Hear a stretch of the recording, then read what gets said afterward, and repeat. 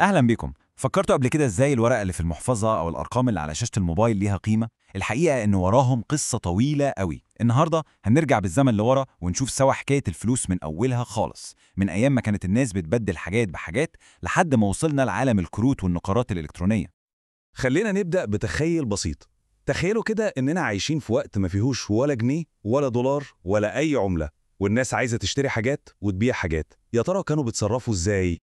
أول طريقة اتعاملت بيها البشرية كانت بسيطة جدا وملهاش أي علاقة بالفلوس اللي نعرفها النهاردة. النظام ده اسمه المقايضة، يعني لو فلاح عنده بلح ومحتاج لبن كان لازم يدور على حد عنده لبن ومحتاج بلح ويقوموا مبدلين مع بعض، أو مثلا حد يبدل سجادة بجمل.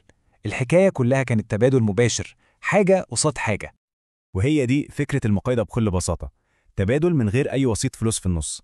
الفكرة تبان سهلة ومنطقية، بس في الحقيقة كان فيها مشكلة كبيرة قوي. المشكلة إن المقايضة كانت بطيئة وصعبة جدا، يعني لازم الشخص يلاقي حد محتاج بالظبط الحاجة اللي معاه، وفي نفس الوقت يكون معاه الحاجة اللي هو عايزها.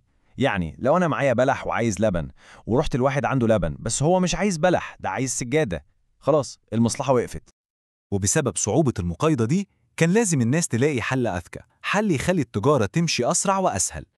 الحل العبقري بقى كان في استخدام سلع وسيطة، يعني حاجات الكل مجمع إنها قيمة وليها تمن، زي مثلا الصدف النادر أو الأحجار اللي بتلمع أو المعادن.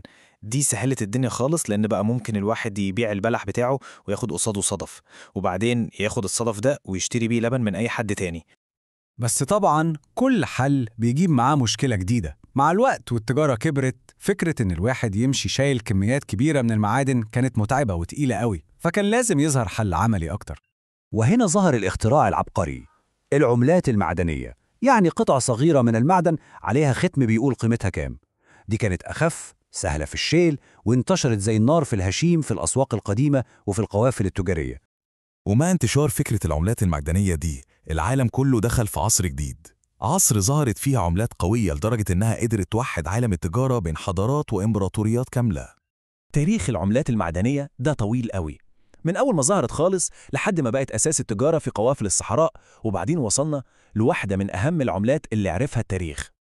الدينار الذهبي والدرهم الفضي ما كانوش مجرد عملات عادية، لا، دول كانوا بيمثلوا نظام مالي عالمي بيربط مناطق شاسعة من العالم.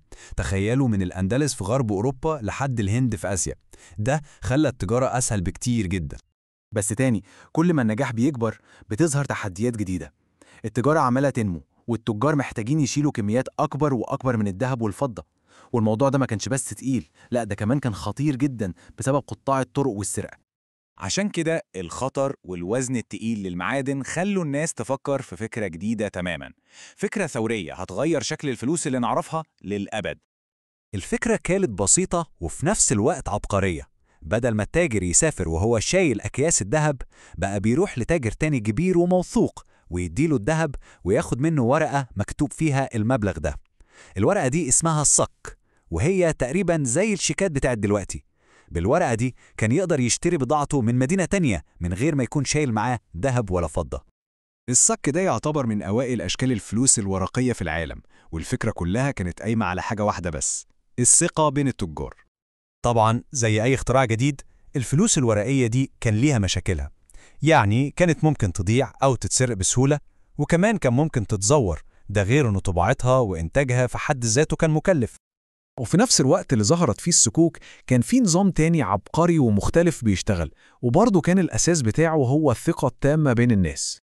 نظام الحوالة ده كان زي ما تكون بتبعت فلوس من غير ما الفلوس نفسها تسافر. يعني كنت بتروح تدي مبلغ لشخص موثوق في مدينتك، وهو يكلم واحد شريكه في المدينة التانية عشان يسلم نفس المبلغ للمستلم هناك. كل ده بيتم عن طريق شبكة من الثقة. والرحلة الطويلة دي من تبديل الجمال للمعادن للورق بتوصلنا للعصر اللي احنا عايشينه فيه دلوقتي. لو فكرنا فيها كويس هنلاقي إن كروت البنك والمحافظ الإلكترونية وتطبيقات الدفع على الموبايل هي مجرد التطور الطبيعي لأفكار قديمة زي الصك والحوالة. الفكرة الأساسية واحدة: بننقل قيمة من غير ما ننقل فلوس مادية. زمان كنا بنثق في تاجر معين، النهاردة بقينا بنثق في شبكة بنوك وأنظمة إلكترونية عالمية.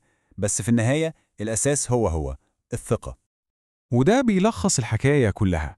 الفلوس في جوهرها مش مجرد قطعة معدن أو ورقة ملونة، الفلوس هي فكرة عظيمة مبنية على آلاف السنين من الثقة المتبادلة بين الناس.